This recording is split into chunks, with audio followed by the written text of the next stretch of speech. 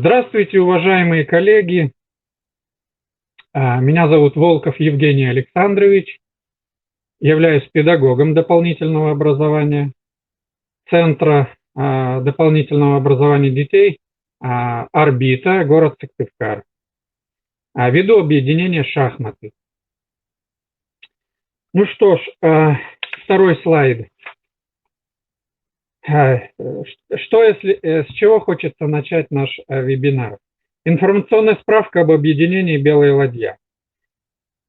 Как я уже сказал, «Белая ладья» объединение наше функционирует на базе Центра дополнительного образования «Орбита». Разработана дополнительная общеобразовательная программа, дополнительно общеразвивающая программа «Шахматы». Объединение «Белая ладья» – это социально-педагогический проект для детей от 7 до 10 лет. В объединении занимается 50 ребят, функционирует 3 группы, то есть эти 50 ребят разбиты на 3 группы. Ну что ж, третий слайд. В своей работе я использую литературу Прудниковой и Волковой. Это учебники, они есть и в цифровом виде. Я их обязательно в группе в своей, о которой мы будем в перспективе говорить, обязательно представлю. Но у вас уже у многих эти учебники есть, и вы, многие коллеги, уже по ним работаете. Мне с этими учебниками тоже помогали коллеги, которые ранее ведут уже объединение шахмат по республике. Ну что ж, дополнительную литературу я использую в своей работе. Это учебничек такой приятненький Кострова. Вот я его в презентацию не включил, вот так вот покажу, вот так вот он выглядит. Есть и в Букинисте, есть и я покупал до эпидемии это все в торговом центре Макси наверху, книжный магазин. Очень удобная книжица, в которой говорится о всех нюансах и секретах шахмат, линейные маты, квадратный мат, косичка, что такое шах и мат для начинающих, рокировка, борьба ферзя против пешки, дебюты, чемпионы мира и так далее и тому подобное. Маленькая, казалось бы, книжечка, но охватывает такие интересные вопросы. С ребятами мы уже по этой книге начали заниматься и в самом детском центре в Орбите. И вот мы продолжаем также работать по этой литературе и на дистанционном, на расстоянии. Четвертый слайд. Мы поговорим о, что же такое дистанционное обучение. Дистанционное обучение – это обучение, конечно же, на расстоянии, когда преподаватель и обучаемый находятся на удалении. Вот здесь вот на этом пункте хочется немножечко поговорить. Очень важно на дистанционном расстоянии общаться с детьми, именно преподавателем. Не скинуть на них форму видеопросмотров, не заваливать их какими-то дополнительными заданиями, и потом быть как надзирающим органом, перепроверять и выставлять оценки и так далее и тому подобное. Здесь нужно хорошо понимать, что дети и так загружены материалом школьным. Им сейчас на самом деле очень важно получить хорошие школьные отметки, чтобы закончить год. Вот эти вот детали нужно педагогам всем учитывать. Вы, вот если говорить обо мне, я должен заинтересовать детей так, чтобы они в объединении только записывались и записывались, что на сегодняшний день даже в наш период эпидемии и происходит. Соответственно, у меня было 45 ребят, это до карантина. А как видите, сейчас уже нас 50, нас становится все больше и больше, записываются ребята, родители звонят, входят в объединение, о котором мы с вами, конечно же, потом поговорим. То есть педагог должен заинтересовать каким-то материалом, обратной связью, элементарные звонки по телефону и так далее и тому подобное. Задача дистанционного обучения – учить, не имея прямого постоянного контакта с обучаемыми.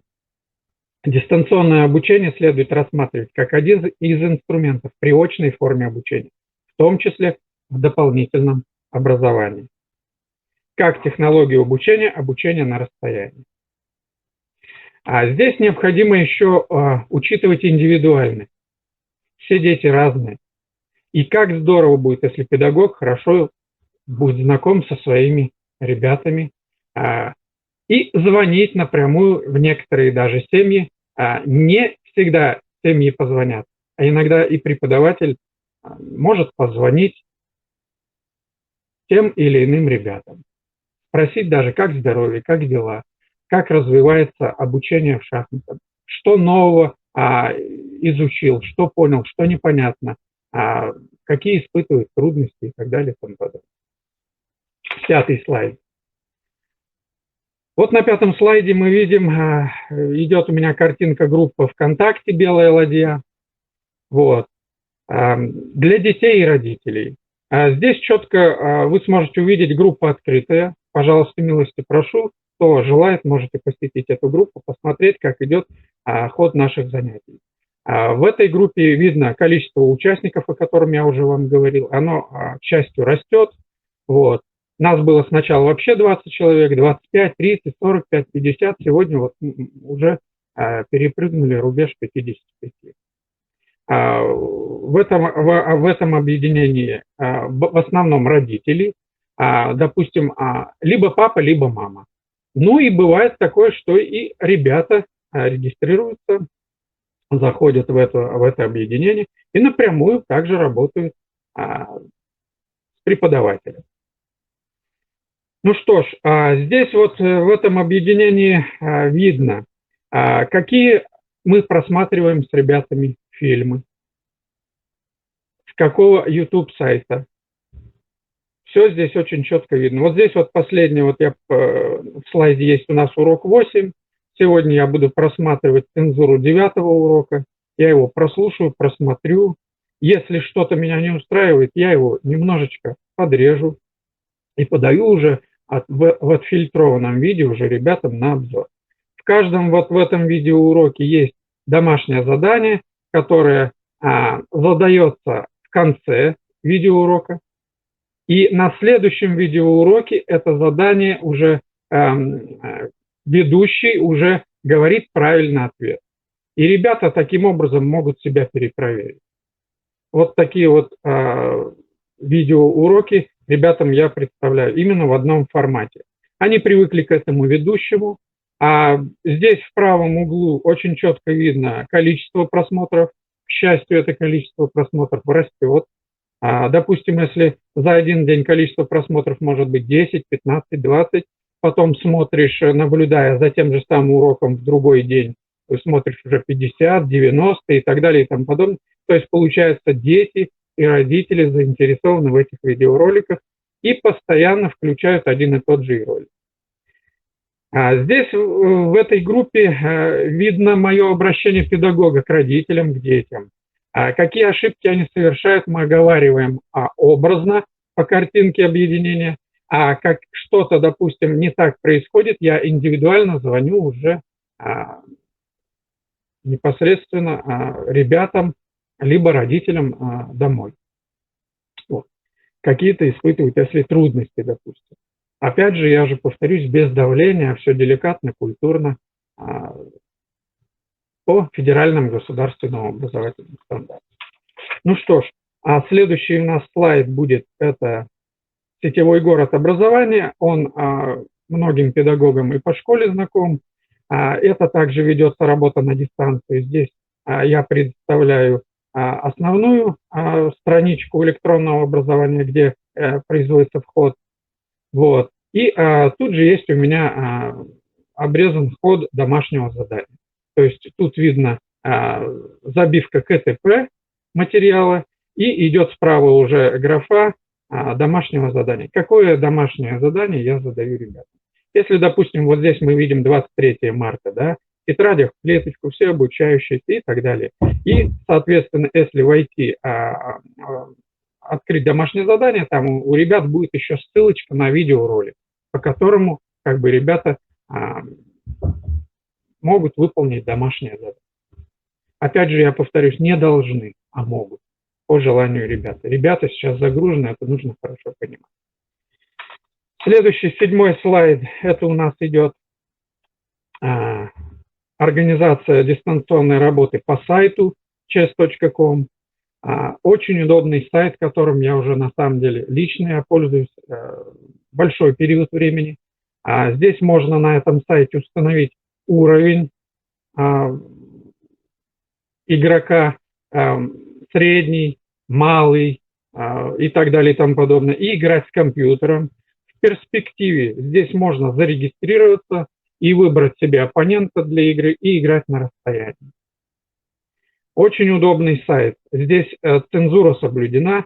Здесь могут ребята посмотреть, и также и родители, и ребята могут посмотреть шахматное видео, обучающие уроки и так далее и тому подобное.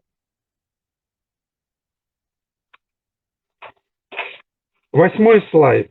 Это вот как раз вот видеоролики, по которым я говорил, которые я загружаю в соцсети ВКонтакте в объединении «Белая ладья». Вот это прямая ссылка, вот это прямой доступ. Шахматы, уроки обучения, шахматный канал предлагает вашему вниманию бесплатные шахматные уроки для начинающих и продвинутых шахматистов.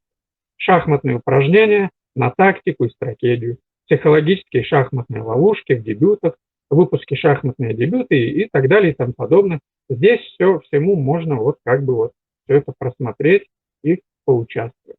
Если, допустим, я в объединении предлагаю какую-то ссылку на сайт, родители могут, я прошу родителей, допустим, написать о том, на какой сайт заходят именно они.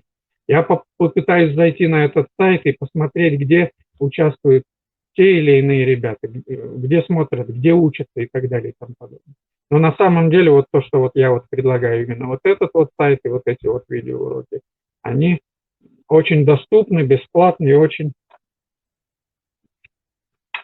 без проблем можно выйти туда.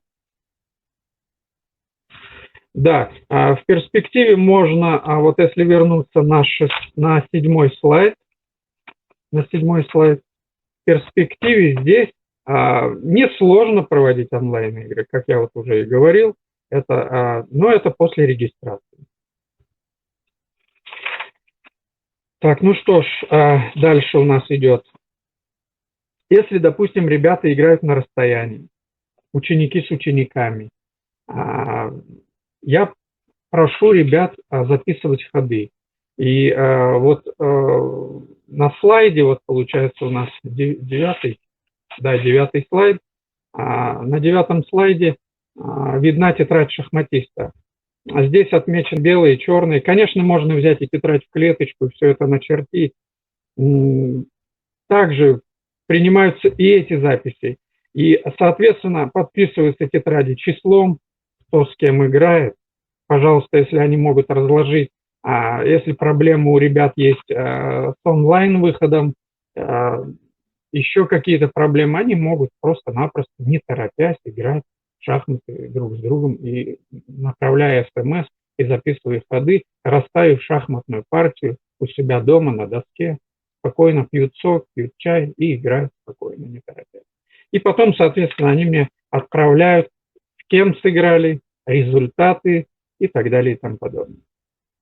На дистанционном расстоянии мы с ребятами также участвуем в различных конкурсах. В объединении «Белая ладья» ВКонтакте очень четко видно, мы участвуем с ребятами в конкурсе 12 апреля, к Дню космонавтики. Ребята, я как педагог просил, чтобы ребята свели шахматную нашу оппозицию с праздником космоса. Ребята предоставляют картинки, рисуют. Может, кто-то на сегодняшний день у нас пишет стихи. И до сих пор я принимаю работу. Они сначала работы мне отправляют ВКонтакте, мне на личную страничку, и потом я уже придаю общему обзору их работ. Соответственно, Центр дополнительного образования детей в лице Новикова Святослава Иосифовича потом предоставит детям сертификаты, а победителям дипломы за первые, вторые, третьи места. Дети заинтересованы, родители заинтересованы, все очень хорошо принимают участие. По дистанционной работе, если говорить по образованию в целом, также поступают различные требования, которые мы стараемся выполнять.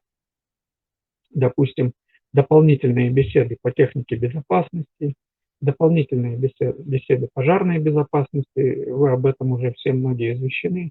Опасность водоемов в весенний период, что актуально на сегодняшний день, об этом поговорить. И каким-то образом организовать вот эту вот работу. В принципе, вот вкратце все, что я планировал, я рассказал.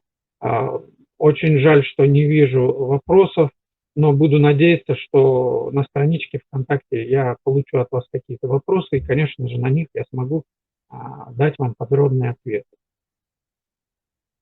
Вот, в принципе, по-моему, и все.